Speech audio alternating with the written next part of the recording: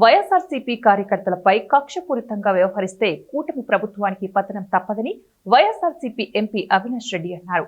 కడప జిల్లా బద్వేలు మండలం బైనపల్లి గ్రామంలో వైఎస్ఆర్సీపీ వాలంటరీ విభాగం జిల్లా అధ్యక్షులు నాగిరెడ్డి శ్రీకాంత్ రెడ్డి ఇంటిని పరిశీలించి కూటమి ప్రభుత్వంపై మండిపడ్డారు. ఇంటిని కూల్చిన ఘటనలో బాధితులను పరామర్శించి ధైర్యంగా ఉండాలని, పార్టీ అండగా ఉంటుందని భరోసా కల్పించారు.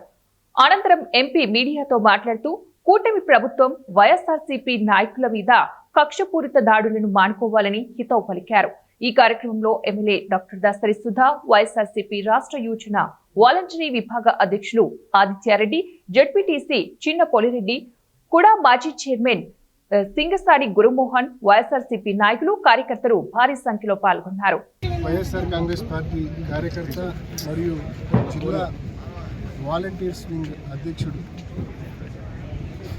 పార్టీలో ఈ నియోజకవర్గంలో అత్యంత యాక్టివ్గా ఉంటూ కార్యకర్తలకు, ఈ గ్రామ ప్రజలకు తోడుగా ఉంటూ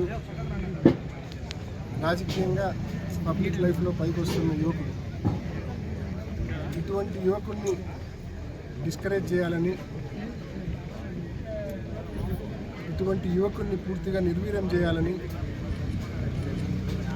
ఇవాళ ఈ కూటమి ప్రభుత్వం వారి సంవత్సర విధ్వంసకర పాలనకు ప్రతీకగా ఈ యువకుడికి సంబంధించిన ఇల్లు కమ్ ఆఫీస్ దాదాపు 25-30 లక్షల రూపాయల విలువ మినిమం ఉంటుంది.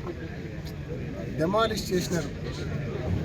ఎటువంటి నోటీస్ లేదు, ఎటువంటి ముందస్తు ఇన్ఫర్మేషన్ లేదు. ఏటిపోవడంలో కన్నా కారణం చూపించి డెమాలిష్ చేసినారు. వాస్తవానికి ఇది గ్రామదత్తమా, ఏటిపోవడం ఒక క్లారిటీ ఈ గవర్నమెంట్కు, ఈ ఆర్డీఓకి, రెవెన్యూ వాళ్ళకి కూడా లేదు.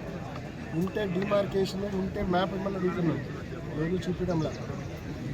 అది పక్కన పెడితే 2017లో ఇక్కడ ఈ నిర్మాణం చేపట్టారు. అప్పుడు ఎవరి ప్రభుత్వం? చంద్రబాబు నాయుడు గారు. 2017లో నిర్మాణం చేపడితే అప్పుడే కరెంటు బిల్లు కానీ, అప్పుడే హౌస్ ట్యాక్స్ కానీ, ప్రభుత్వ నిధులతో, అప్పుడున్న టీడీపీ ప్రభుత్వ నిధులతో పక్కన సీసీ రోడ్డు కూడా నడుస్తుంది.